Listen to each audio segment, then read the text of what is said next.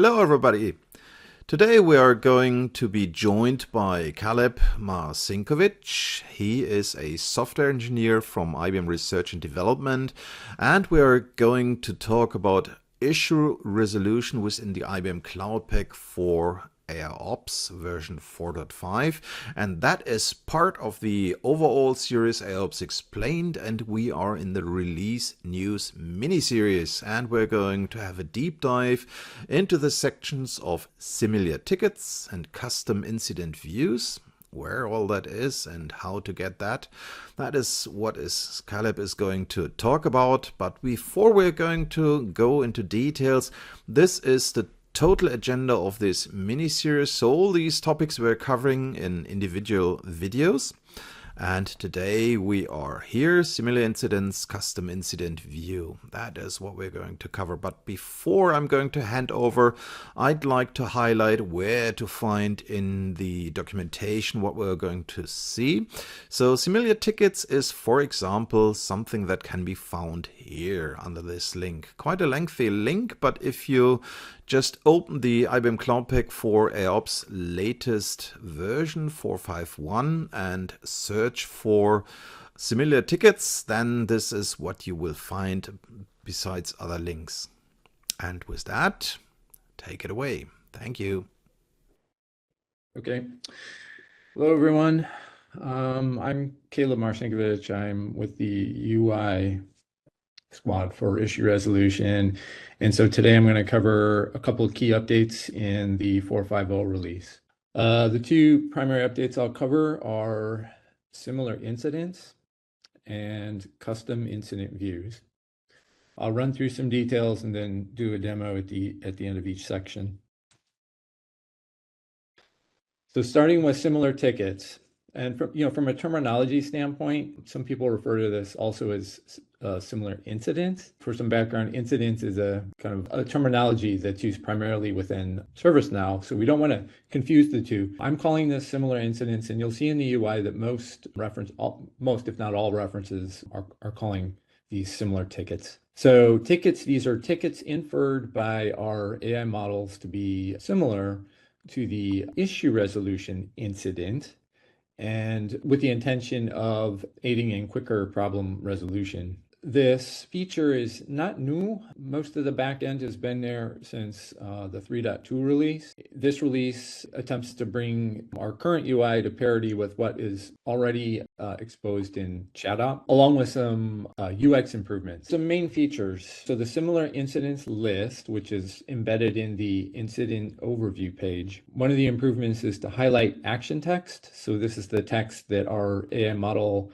infers that a ticket is related or could be related to the incident in context. Launch out to the actual ticket source.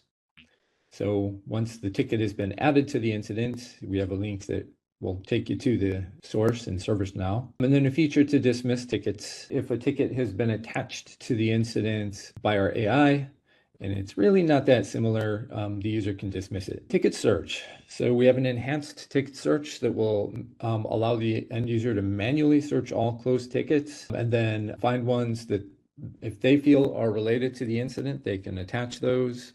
And then I wanted to mention the prerequisites. In order for all of this to happen, there are steps that need to take place in the integration and in the training. You'll need to set up an integration with a ticketing integration with ServiceNow. And in 4.5, we only support ServiceNow. There are more to come in the future. Then you'll have to run the similar ticket training, and you'll have to enable the similar incidents policy, which is a predefined policy that comes with our automation.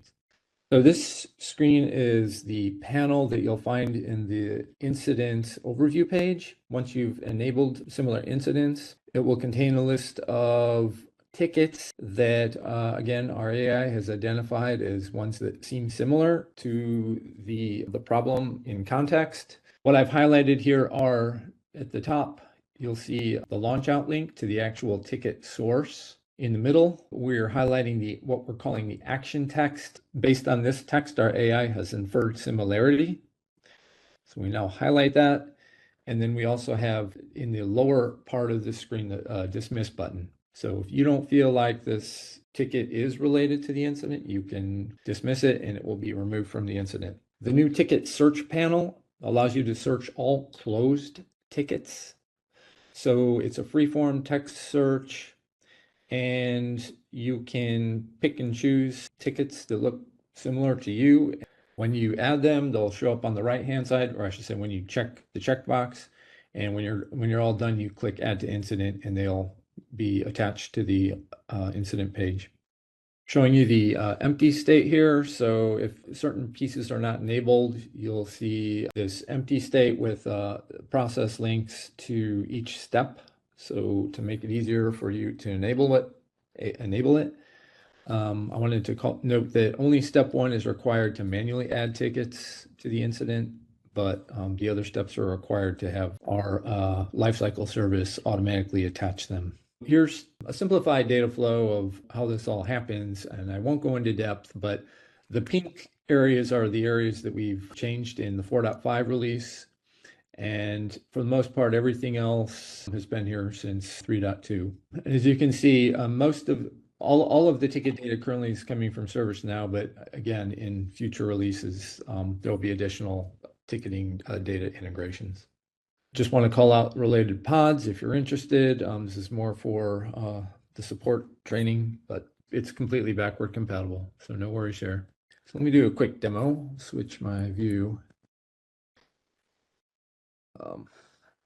So I'm just going to show you what I've shown you in the screenshots. So I won't go through the enablement process for this because it does take some time for collection and training, etc. But when you do have it enabled and you drill down into an incident, and by the way, not all incidents will have this, similar tickets, because the AI may not find any similarities. But in this case, we do have an incident with tickets that have been associated to it. And so you see you have the launch out link, which will take you to the actual ticket source, in this case, ServiceNow. You do have the action text, which shows you an action indicated similarity or a component text indicated similarity. You can search, and this is just a localized search of your existing insights. Let me show you. When you click the Add Tickets to Incident button, this is where you can search the global ticket store of all closed tickets. So it's a free-form search. You might want to pick a couple that you think are similar, add them to the incident, and they'll be appended to the list of similar past incidents. And you also have the option to remove them if you don't need them attached anymore. So that's the gist of it. Let me move on to custom views. So custom views allow the end user to arrange the incident table to be more effectively used in resolving incidents. So from a release progression standpoint, 4.3, we delivered the initial customization, a view customization feature just for alerts. So this feature in 4.5 is almost exact to what we delivered for alerts. It's just for the incidents tab. Some of the key features: you can create, duplicate, manage views. In your view, you can customize which columns to display, the column order, sort default, and it has the same access control similar to the alerts view manager. And you get one view out of the box, the default view. Everyone has access to that, and it's basically the same view configuration you had prior to custom views. Should look exactly the same as what you have out of the box in 4.4. So the two main pieces for custom views, you'll have a new icon here, a drop-down list that allows you to run actions against either the current view or creating a new view. And then you have a view selector, and that allows you to switch between views. The view editor allows you to configure the access control of the specific columns, column headings, column order. In the column selection dropdown, you have access to all of the schema attributes for an incident to pick and choose. And the quick data flow, it's very basic. Flows from the UI through the proxy down to our user config service. And ultimately, all of the views are persisted in our user config database, which is a Postgres database. Since this is a new feature, there really aren't any upgrade implications. And the only known limitations are that we currently don't support what you would call the insights column fields, except for the topology group. Only a cpadmin user can manage the default view. Now let me jump to a quick demo. So what you'll see out of the box is a single default view in your dropdown. This is what you see here. Since I'm at cpadmin user, I'm allowed to manage this view, but if I was another user, I wouldn't have access to it. It's only cpadmin. But what I'll do here is I'll duplicate this view, call it test. Just want kubadmin to have access. And I'm going to get rid of a bunch of these columns I don't want. I'm going to add a new column. I'm going to add the alert IDs column. Let's see, make this a little wider. All right. I'm going to rename the column header, call it alert count. And I'll keep the rest of the defaults. And I want to sort by alert count. So I want to sort descending by alert count. And the other thing, you can drag and drop these in the order you want them shown in the UI. So I want that to be my first column. I want alert count. We'll save this. Okay.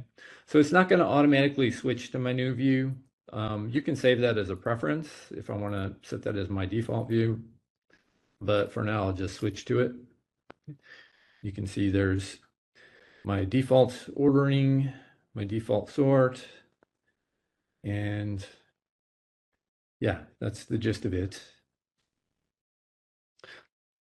Okay, so I won't go into the support material in this session, but I think that's all I have.